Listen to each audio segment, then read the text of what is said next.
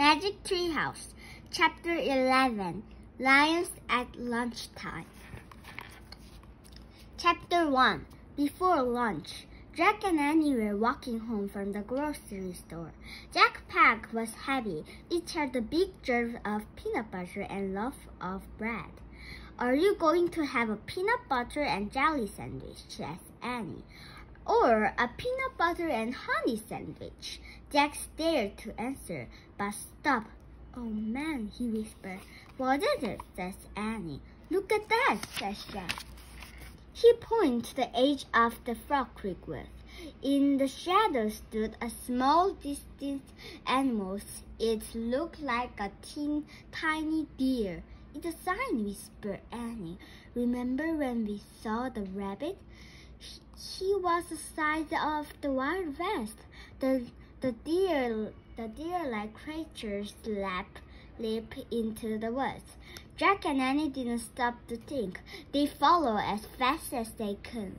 Jack's heavy pack thumped against his back as he ran. Finally, they stopped and looked around. "Where did she go?" she says. "I don't see her," says Annie. "Oh, wow," says Annie. She pointed up. There was the magic treehouse. It was shining in the noon sun. At the top of the tallest tree in the woods, its rope ladder sawing in the shadows below. "Where's Morgan?" says Annie. Morgan Le Fay wasn't waving at them from the window. She wasn't even at the window. "I don't know. Let's go up," says Jack. They climbed the ladder and went into the treehouse. Sunlight streamed through the window. It lit a stack of books and two scrolls in the corner. The added scrolls held the answer to riddles Jack and Annie had solved earlier. Jack took off his heavy pack. "Did Morgan leave us the third riddle?" says Annie. "Looking for someone," says a soft voice. Jack and Annie whirled around. "Morgan!" says Annie. Morgan Le Fay had appeared out of nowhere. She looked aged and lovely in the bright light. "Do you still want to become master librarians?" she asked Jack and Annie. "So you can help me in my work." "Yes," they said together. "Wonderful," Morgan says. Then she reached into her rope and pulled out the score. "You're so far," she says. "Here is your third." She handed the score to Annie. "And for your research." She pulled a book out from her rope and handed it to Jack. The book's cover says "The Plains of Africa." "Africa," says Jack. "Oh man, I want to go there." He opened the book. He and Annie stared at the picture. It showed horns of zebras, giraffes, big animals with horns, and teeny deer-like creatures. "Hey, that's the animals that led us here," says Annie. "A domestic creatures, I believe," Morgan says. "Where are the lions?" says Jack.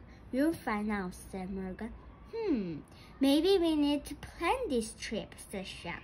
Morgan smiled. "No, go at it. Make your wish now." Annie pointed at the picture. "I wish we couldn't go there," she says. "Be careful," says Morgan. "Just keep an eye out." "For what?" says Jack. "The lion, of course," she says. "Wait," says Jack. Too late. The wind has started to blow. The treehouse has started to spin. Jack squeezed his eyes shut. The treehouse spun faster and faster. Then everything was still. Absolutely still.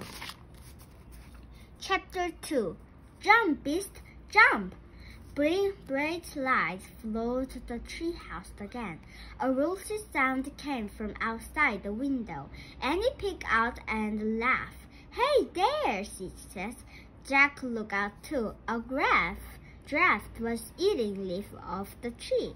It had a sweet, goofy face. Jack peered at the world behind the giraffe.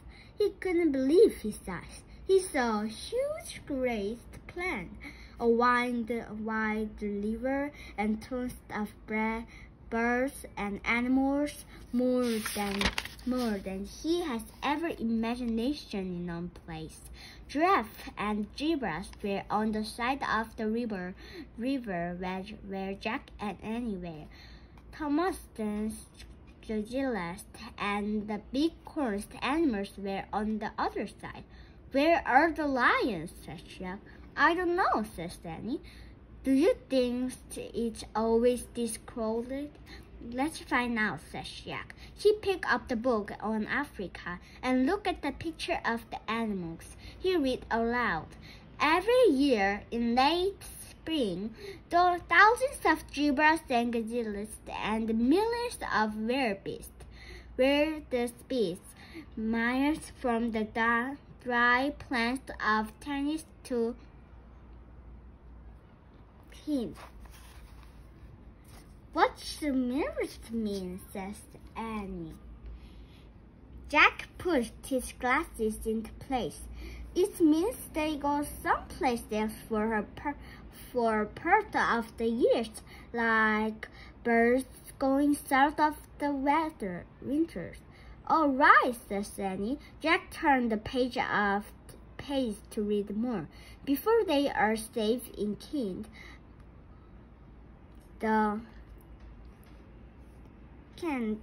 the animals must first cross the Myers River. Zebras go first, then the wildebeest. The tiny grass seem last. Oh, says Annie in a sad voice. What's wrong? Says Jack. Poor beasts. Still look out the window. They seem afraid.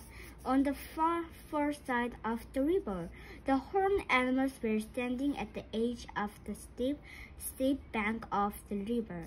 They stared downward at the roaster's water. Jump, beast, jump! Annie shouted. Don't be silly, they can hear you, says Jack. He studied the burned plant. I wonder where the lions are, he says. I don't know, but I'd have to go, says Annie. Go where? Says Jack. To the river to help them, she says. Help who? Says Jack. Those wildebeest on the other side, says Annie. I have to help them, their imaginations. Are you nuts? Says Jack. Annie had ejected the scored and stirred out of the treehouse. Wait a second, says Jack. We haven't even read Morgan's reader yet. Annie stopped on the letter.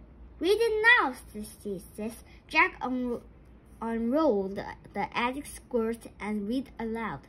I'm the color of gold, and as sweet as can be, but beware of the danger. That's all around me. What am I? And Annie stared down again. Annie! Well, look for the answer in a minute, said Annie. What are you doing? Jack called, but there was no stopping her. Jack watched as she hove off the letter. Then she started walking through the tall grass between the zebras and giraffe. I don't believe her, he says to himself. He quick put the Africa box into his pack. He stared down the letter. When he stepped onto the ground, he looked around carefully. The giraffe were eating the treehouse leaf. The zebras were gazing in the grass. Tons of birds flapped overhead. That this is okay, he thought. He just has one little question. Where are the lions?